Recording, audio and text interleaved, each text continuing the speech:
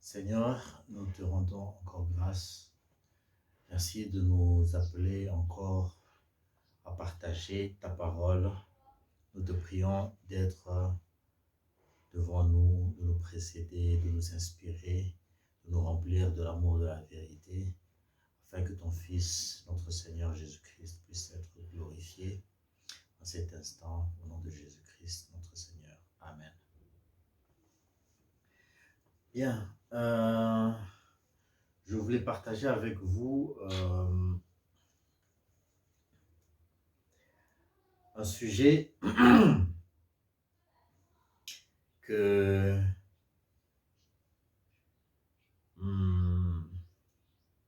qui concerne l'habillement dans, dans, dans l'Église.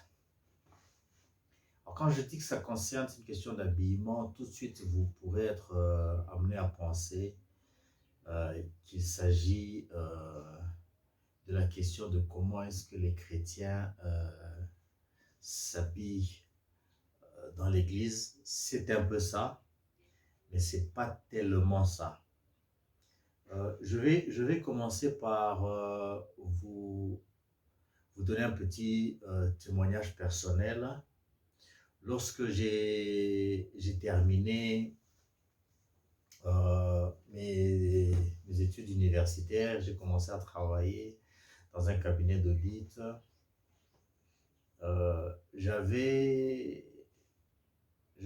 J'étais pas vraiment impliqué dans les activités de l'église. Je n'appartenais à aucune assemblée. J'étais plutôt un païen. Mais j'avais un collègue de service, qui s'appelait Christian. Christian, si tu suis cette vidéo, je te salue. Christian Mabout, c'est un Congolais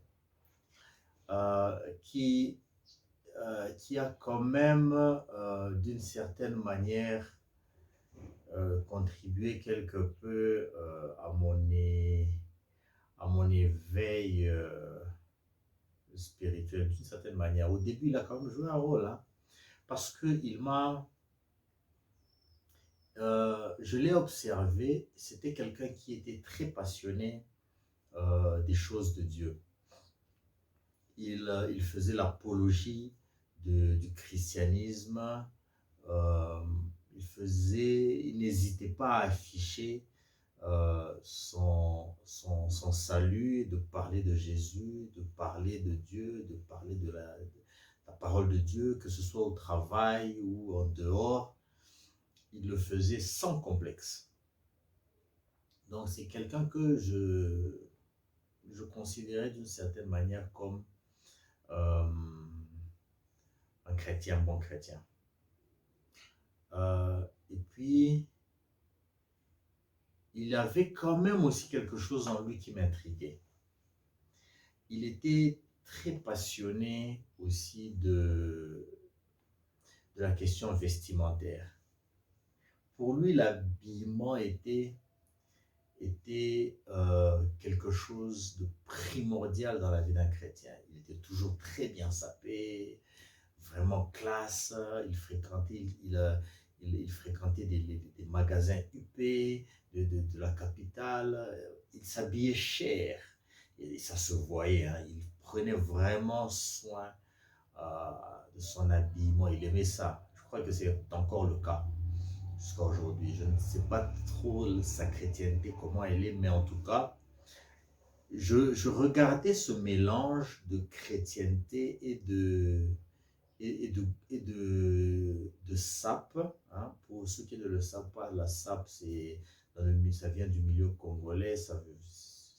C'est un courant très passionné pour l'habillement, un courant qui voue carrément un culte à l'habillement. Donc, ces gens, les adeptes de ce courant, les appellent des sapeurs. Ces gens qui aiment bien s'habiller. Et donc, je regardais comment est-ce qu'il mélangeait sa chrétienté et la sape, et je trouvais ça assez étrange. Je lui ai posé la question une fois, mais est-ce que tu penses vraiment que pour un chrétien, c'est important d'être bien habillé? Il m'a répondu sans hésitation, c'est une exigence. Un chrétien est un ambassadeur. Il doit, quand il représente Dieu, il doit être bien habillé, il doit paraître, il ne doit pas donner l'image de quelqu'un qui est négligé. Donc il doit vraiment bien paraître. Et on voit ça dans les églises, dans beaucoup d'églises. Au Congo où j'ai vécu, je connais mieux parce que voilà, je suis encore en contact avec ce monde. Enfin, je parle du Congo et je vois ce qui se passe. Même ici au Rwanda, là, dans le milieu chrétien, quand même, les gens veulent être bien habillés. Parfois, il y a de l'extravagance, c'est vrai. Parfois, c'est déplacé, c'est démesuré lorsque, par exemple, on a des jeunes filles ou des jeunes femmes qui s'habillent sexy. C'est pas très bien, hein, parce que ça peut faire trébucher les autres. Voilà. Bon, mais en tout cas, les gens veulent être bien habillés. C'est pas une mauvaise chose. Moi, je pense que c'est bien d'être bien habillé. Pas être sale et négligé, en tout cas. Alors, je me suis efforcé de faire des recherches pour savoir exactement de quoi il s'agissait, qu'est-ce qu'il y a derrière tout ça. J'ai commencé un peu à m'intéresser à tout ça et je suis allé explorer le monde des sapeurs. J'ai trouvé une vidéo plutôt drôle, plus drôle qu'autre chose. Très extravagante, des sapeurs qui proclament que la SAP est une religion et qu'ils ont des prophètes, ils ont des messies, et ils ont des cultes, ils ont des, voilà, ils ont des codes de conduite et tout ça m'a inspiré. Et quand j'ai regardé ça, je me suis dit, waouh, j'ai été impressionné et j'ai réalisé, aussi étrange que cela puisse paraître, j'ai réalisé que ces gens avaient raison et que la SAP c'est vraiment une religion. La SAP c'est une je devrais dire ok, si la SAP est une religion pour certaines personnes, en tout cas je vous assure que la religion, elle, est une SAP. La religion est une question d'habillement. Et c'est ça que j'aimerais développer. Je n'aimerais pas développer la SAP en tant que religion. C'est pas pour ça que j'ai été appelé. Mais j'aimerais développer la religion en tant que SAP. La religion en tant que question vestimentaire. Je vous mets d'abord cette petite vidéo pour que vous fassiez une idée. Ça dure pas longtemps et après on va reprendre.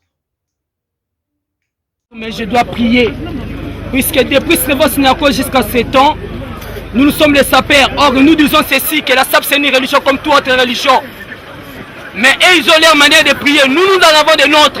Et nous prions ici, oh Dieu de la religion. C'est vous qui êtes les premiers stylistes, modélistes, qui n'a pas voulu voir la dignité d'un homme après avoir péché dans les jardins d'Éden. Et t'as tué un animal afin que vous puissiez le couvrir. Oh Père, c'est en vous qui produit le vouloir et le faire par votre propre plaisir. Produis-nous cette vouloir d'honorer la SAP comme notre Père et notre Mère. De ne pas trahir cette religion, quelles que soient les conditions qui nous arrivera. D'y rester toujours dans cette religion comme a fait les crapauds de Srevos Niakos. Comme a fait les crapauds de Kouloukoulou. Comme a fait Rafa Banzeke. Comme a fait la guerre de Santa Beikot et Sikemer Malou. Oh Père, pardonne tous ceux qui ne savent pas s'habiller. Tous ceux qui s'habillent à Kato, Louvois, Ngwadjou, Itaga, Lakmoro. Tous ceux qui ne savent pas distinguer les couleurs et la mélange de couleurs. Car la SAP, c'est une société des artistes de personnes élégantes. Kato dit forme et uniforme géométrique. Forme et uniforme. En forme et ses forces. Organisation. Réconciliation du mouvement élémentaire. Et quand le vrai descendant de Srevos Niakos, le vrai descendant de Kouloukoulou, nous sommes là rien que pour intercéder pour tous ceux qui ne savent pas s'habiller. Et nous ne sommes pas les dos, mais nous sommes les cas. Et je ne parle pas du cas du catholique, mais des cas des alirés, parce qu'il est bien dit ici. Il était comment? Bien rasé, bien sapé, bien parfumé, bien griffé. Et le dos s'habille à Kappa Filana Kimbroloto. Nous les cas nous s'habillons à Umberto Dubecec, à Jean-Charles de Castelbajar, à Yoshi Yamamoto. Et nous chassons tout esprit de bonheur qui arrive aujourd'hui. Au nom des dieux de la religion, je suis prié. Amen. Voilà. Cette vidéo est plus d'ordre de l'amusement qu'éducatif. Je l'ai mis juste pour vous faire comprendre d'où je viens. Je ne vais pas faire l'apologie de la SAP. Je vais faire l'apologie de la religion. Alors, je vais vous inviter à partager quelques versets que j'ai préparés pour ce sujet. Le premier passage est dans Jacques, chapitre 1, verset 27. Il est écrit ceci. La religion pure et sans tache devant notre Dieu, devant Dieu notre Père, consiste à visiter les orphelins et les veuves dans leurs afflictions et à se préserver des souillures du monde. Jacques est en train de parler de la religion. Il décrit la religion comme un ensemble d'actes qui consistent en deux choses. Premièrement, des actes généreux. Visiter les veuves et les orphelins dans leurs afflictions lorsqu'ils sont malheureux et les assister. Ça, ce sont des belles œuvres. Et aussi se préserver des souillures du monde, donc une certaine propreté dans nos œuvres. Voilà ce que Jacques appelle la religion. Okay? La religion a pris aujourd'hui une connotation négative parce que la religion est considérée comme du formalisme, de la piété formaliste et malhonnête. Mais ce n'est pas vraiment ça. Je vais développer un petit peu, vous verrez c'est quoi la religion. Dans Apocalypse, chapitre 19, versets 7 et 8, on est en train de décrire les noces de Christ avec son épouse qui est l'Église. Il est écrit ceci, « Réjouissons-nous et soyons dans l'allégresse et donnons-lui gloire, car les noces de l'agneau sont venues et son épouse s'est préparée. Et il lui a été donné de se revêtir d'un fin lin éclatant et pur, car le fin lin, ce sont les œuvres justes des saints. » Ça veut dire que lorsque l'Église est vêtue, son habit est un habit de lin, zalino. C'est comme ça qu'on dirait à Kinshasa. C'est du lin. Ce lin fin, ce tissu qui tendi, c'est le tissu en lingala, ce tissu de lin, ce sont les œuvres des saints. Tes œuvres et les miennes sont l'habillement de l'Église. Ce que nous faisons, les œuvres que nous accomplissions sont les œuvres, c'est ça qui forme l'habit de l'Église. Donc l'Église, cette épouse de Christ, est vêtue des œuvres de saints.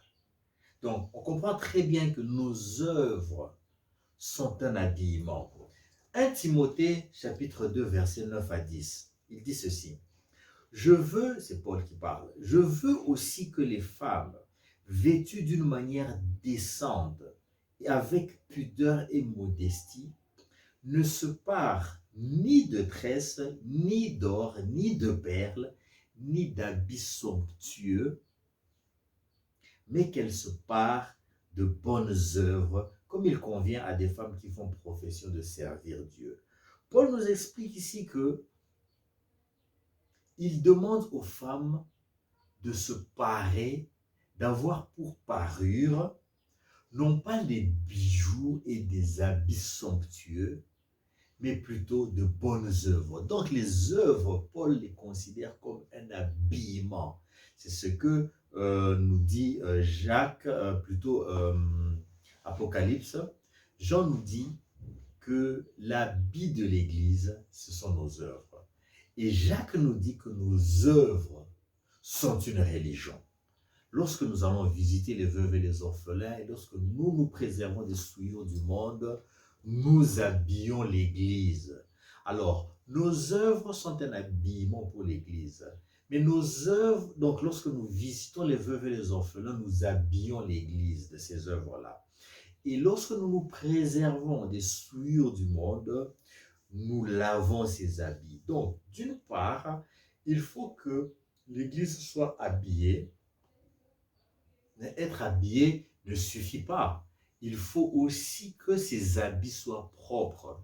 Tu peux acheter une belle chemise, un joli costume cher ou vraiment très beau, bien, mais s'il est sale, ça ne sert pas à grand chose. Il faut aussi qu'il soit propre. Donc nous devons avoir des œuvres, nous devons visiter les veuves et les orphelins, mais nous devons aussi nous préserver des souillures du monde. C'est ça la propreté. Alors, les œuvres sont véritablement un habillement.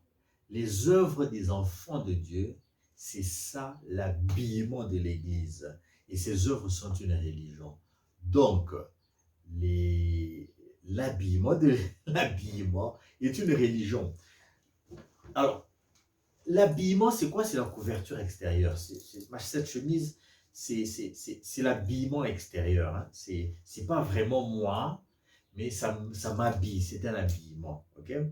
Et donc, ça veut dire que cet habillement,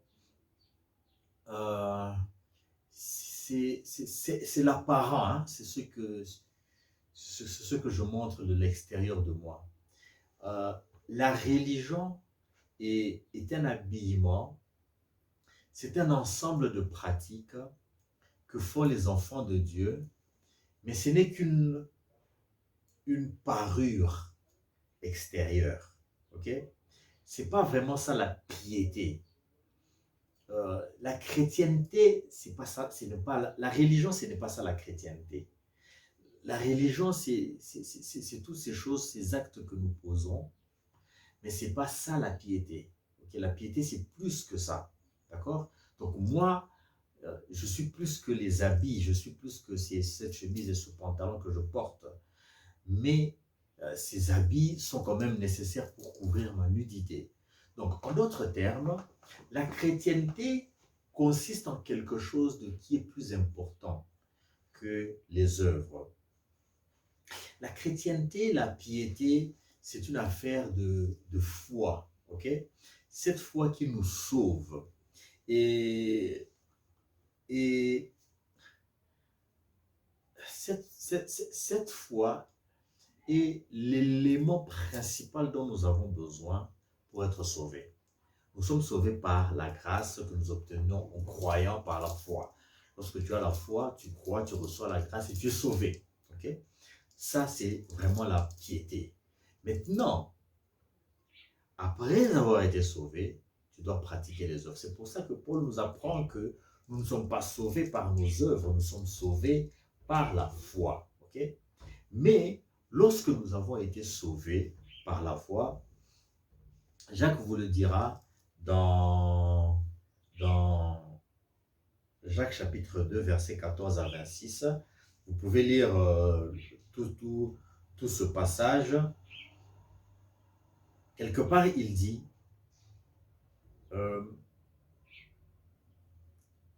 laissez-moi lire cela. Jacques chapitre 2, versets 14 à 26. Mes frères, que sert-il à quelqu'un de dire qu'il a la foi s'il n'a pas les œuvres? La foi peut-elle le sauver? Si un frère ou une sœur sont nus et manquent de la nourriture de chaque jour, et que l'un d'entre vous leur dise « Allez en paix, chauffez-vous et vous rassasiez », et que vous ne leur donniez pas ce qui est nécessaire au corps, à quoi cela sert-il? Il en est ainsi de la foi. Si elle n'a pas les œuvres, elle est morte en elle-même. Quelqu'un dira, toi tu as la foi, moi j'ai les œuvres. Montre-moi ta foi sans les œuvres, et je te montrerai la foi par mes œuvres. Tu crois qu'il y a un seul Dieu, tu fais bien, le démon le croit aussi et il tremble. Veux-tu savoir, ô homme vain, que la foi sans les œuvres est inutile? Abraham, notre père, ne fut-il pas justifié par les œuvres lorsqu'il offrit son fils Isaac sur l'autel?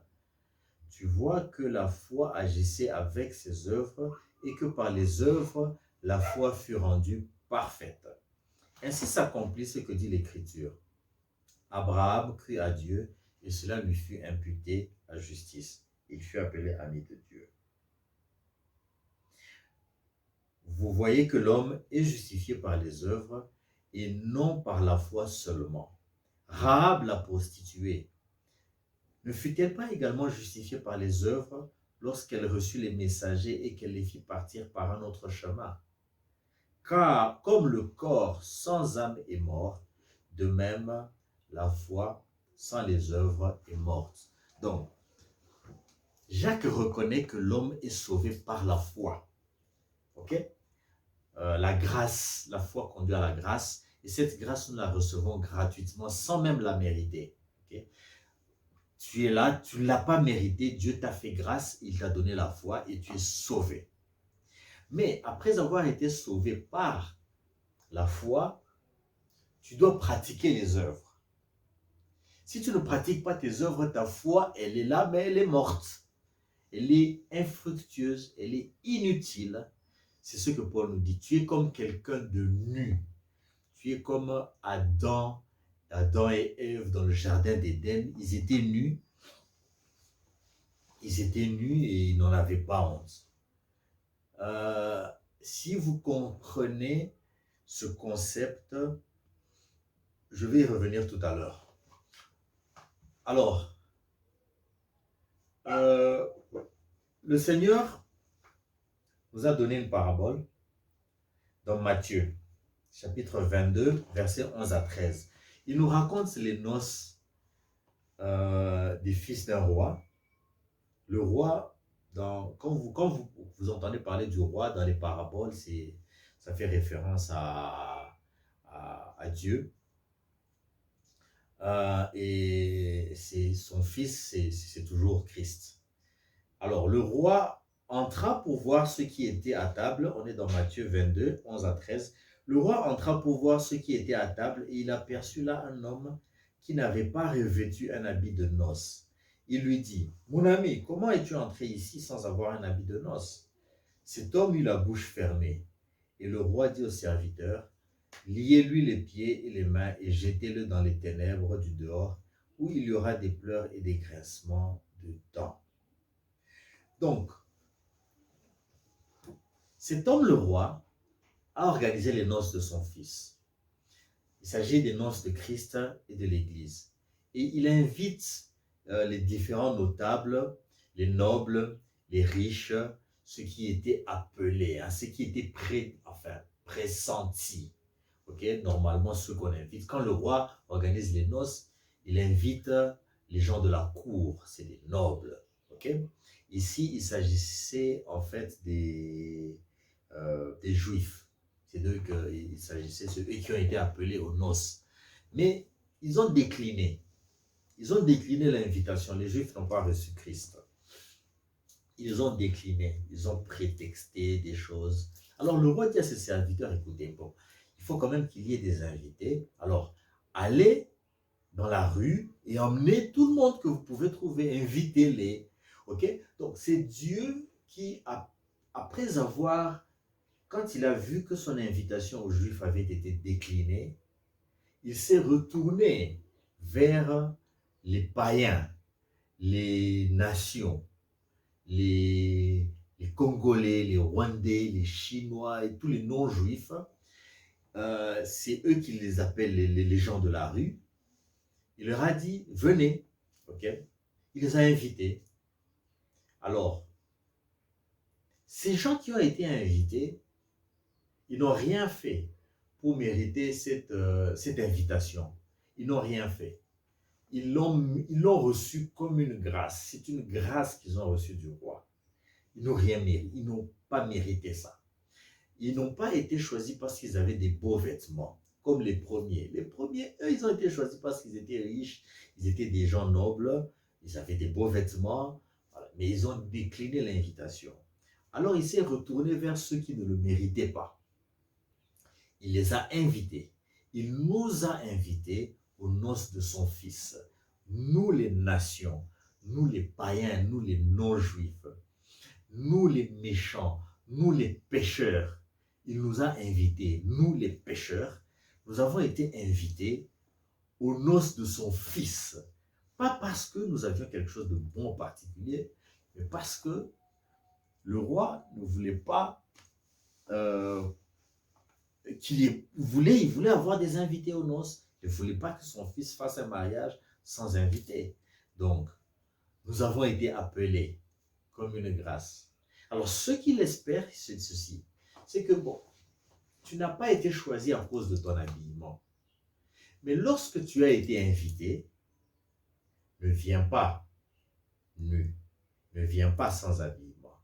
Il y en a un, il s'est dit, bon, moi j'étais en train de passer dans la rue, j'étais sale, je n'avais pas d'habit, on m'a invité, j'ai rien demandé, on m'a invité, bon, je viens, j'en profite. Je vais entrer, je vais manger, je vais boire, je vais danser. Et quand il est arrivé, le roi l'a regardé, il a dit, mais tu n'as pas d'habit de noces, tu es sale. Et il n'avait pas de réponse à donner. Il s'est fait jeter dehors. Ça veut dire que il y a des pécheurs qui sont invités aux noces de Christ, qui sont invités au salut. Ils ont reçu l'invitation librement, gratuitement, comme une grâce. C'est la grâce que Dieu donne. Maintenant, ce que Dieu attend, c'est que, puisque nous avons reçu le salut par la grâce, par la foi, nous avons accepté cette invitation, nous avons eu la foi en cette invitation et nous avons répondu à cette invitation, c'est ça la foi. Et puisque nous nous sommes rendus aux noces et que nous sommes entrés dans la présence du roi, il faut que nous venions avec de beaux habits. Ça veut dire, nous ne sommes pas sauvés à cause de nos œuvres, mais lorsque nous avons répondu à l'invitation de Dieu et que nous acceptons de participer, d'entrer dans sa présence, nous devrons commencer à pratiquer les bonnes œuvres. Tu n'as pas été élu parce que tu visites les veuves et les orphelins. Beaucoup de non-croyants visitent les veuves et les orphelins. Je connais des gens qui sont extrêmement charitables, très disciplinés, très gentils, ils ne se souillent pas. Mais ils n'ont pas été invités. Il y a des gens qui sont des méchants, des pécheurs, des impudiques, des voleurs, des menteurs, des criminels. Pas d'habits. Ils n'ont que des habits sales. Mais pourtant, ils ont été invités eux aussi. Dieu les a appelés. Il a dit, venez. Alors, quand vous venez, débarrassez-vous de vos habits sales, de vos œuvres mortes, et commencez à pratiquer les bonnes œuvres. Si tu ne visitais pas les veuves et les orphelins dans leurs afflictions, commence à le faire. Ne le fais pas pour être sauvé. Ne le fais pas pour être invité. Fais-le plutôt parce que tu as été invité. Pas pour être invité aux noces, mais parce que tu as été invité. Okay? Tu ne vas pas acheter de beaux habits pour être invité à un mariage. Mais si tu as été invité à un mariage, va acheter des habits de mariage et mets-les pour honorer celui qui t'a invité. à ce mariage. Si tu ne le fais pas, si tu ne commences pas à pratiquer ces œuvres, eh bien, euh, tu vas te faire jeter dehors. Ça veut dire qu'il y a des gens qui ont été appelés au salut. Okay? Ils ont répondu avec foi. Mais lorsqu'ils n'ont pas commencé à pratiquer ces œuvres, ils finiront par être rejetés. Ils finiront par perdre leur salut. C'est pour ça que moi je crois en la perte du salut. Il y a des gens qui disent once saved, always saved, I think. Je crois que c'est comme ça qu'ils disent. Une fois que vous avez été sauvé, vous êtes sauvé à jamais. Je ne le pense pas. Je pense que vous pouvez perdre votre salut. D'ailleurs, la Bible parle du fils de la perdition. C'est quelqu'un qui a perdu sa grâce. Il a perdu son salut. Bon, alors, je disais tout à l'heure que j'allais revenir à Adam et Ève qui étaient dans le jardin d'Éden. Ils étaient tout nus, ils n'avaient pas d'œuvre. Okay? C'est ce que ça veut dire. Ne pas avoir d'habit, c'est ne pas avoir d'œuvre du tout. Ils n'en avaient pas honte. Ils étaient là. Si la Bible dit ils n'avaient pas d'habit, ils étaient nus. Donc, ils étaient dépouillés d'habits. Il n'y avait rien de bon, ni de mauvais, ni de bon qu'ils faisaient. Ils n'avaient tout simplement pas d'œuvre. Je ne sais pas si je dois dire qu'ils étaient désœuvrés. Je ne sais pas trop. Alors, la Bible dit qu'ils n'en avaient pas honte. Ils étaient comme des petits-enfants. C'était effectivement des petits-enfants spirituels. Tant qu'ils n'avaient pas mangé l'arbre de la connaissance du bien et du mal, ils étaient des petits-enfants. Ça ne les dérangeait pas. Ils étaient comme des bébés spirituels dans vos assemblées, dans vos églises. Vous voyez un peu ces genres de chrétiens qui rentrent et ils participent au culte, mais ils ne font rien. Ils font rien. Ils ne foutent rien du tout. Ils viennent, ils assistent au culte, le culte se termine, ils se lèvent et ils partent. Et ils font rien du tout. Ils ne pratiquent aucune œuvre.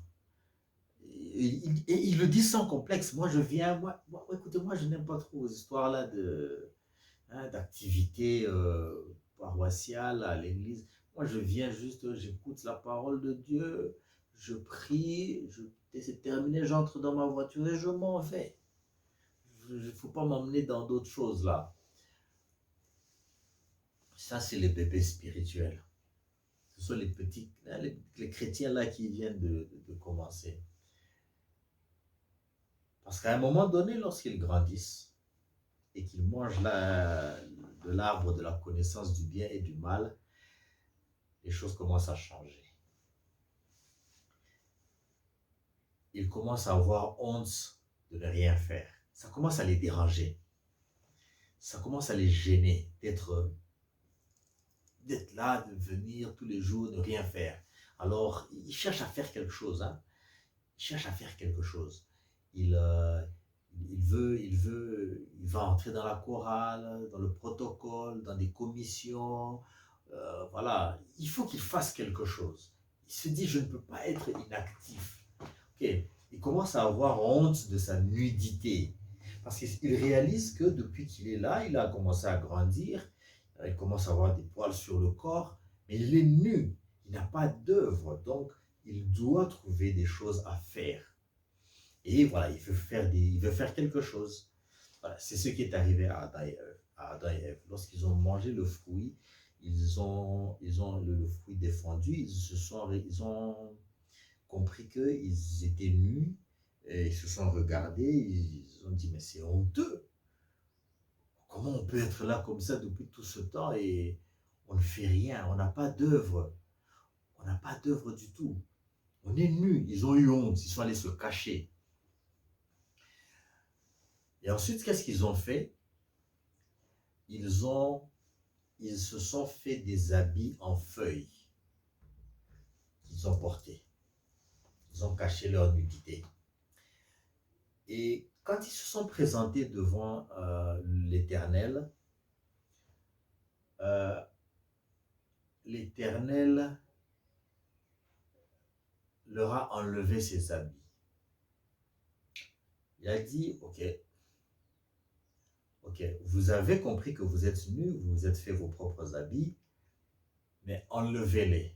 Ok? L'Éternel est allé, il a pris des habits en peau de bêtes, en peau d'animaux, et il les a habillés.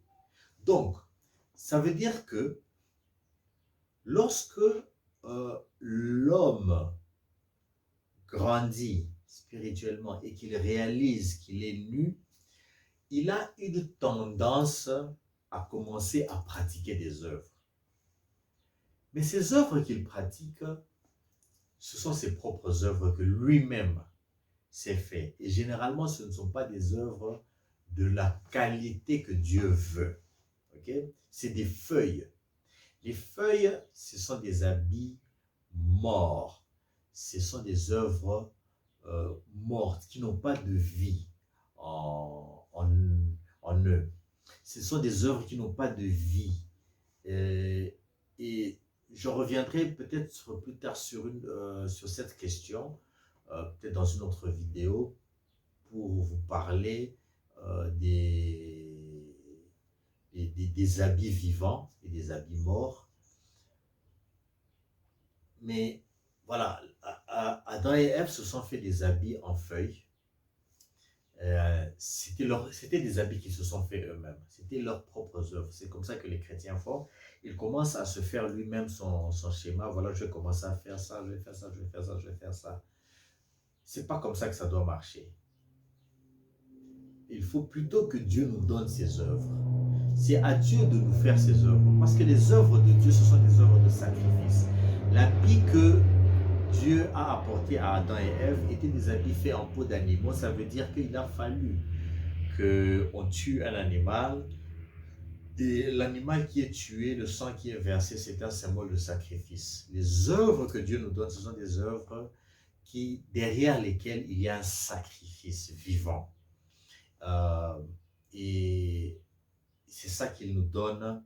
La Bible dit qu'il nous a appelés, qu'il a préparé des œuvres afin que nous les pratiquions. Il les a préparées d'avance afin que nous les pratiquions. Donc, il y a des œuvres que Dieu a préparées, il y a un habillement que Dieu a préparé depuis longtemps. Il les a préparés pour nous. Okay? Et c'est ça qu'il veut qu'on porte. Il ne veut pas que tu portes tes propres habits. Il ne veut pas que tu fasses tes propres œuvres.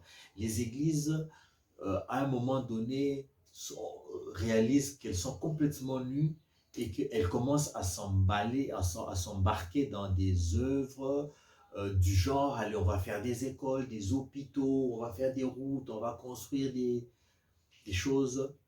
Pourquoi? Parce qu'ils veulent s'habiller, ils ne veulent pas être nus. Ils ne veulent pas être, c'est comme Adam et Ève qui réalisent qu'ils sont nus. C'est honteux, ils doivent faire quelque chose pour couvrir cette nudité. Mais les habits, ces œuvres qu'ils vont pratiquer, c'est leurs propres œuvres. C'est pas ça que Dieu les a appelés. Dieu a prévu autre chose. Il faut être attentif et donc être disposé à les porter. Donc, je vais conclure en disant que l'habillement, les œuvres que nous les chrétiens nous pratiquons sont véritablement un habillement pour notre Église. C'est une religion, c'est ça la vraie religion. La vraie religion qui t'indinabiso notre tissu, notre habillement, ce sont nos œuvres, nous devons les porter et ces œuvres doivent être belles et propres. Nous devons nous préserver de tout ce qui nous souille et nous devons vraiment assister les veuves et les orphelins, pratiquer toutes les œuvres mais uniquement celles que le Seigneur a prévues d'avance pour nous. C'est ça que nous devons rechercher et non pas rechercher nos propres œuvres. Que le Seigneur vous bénisse, qu'il vous donne la sagesse, qu'il nous donne la sagesse de comprendre cet enseignement et que à travers cela, Christ soit glorifié. Que Dieu vous bénisse.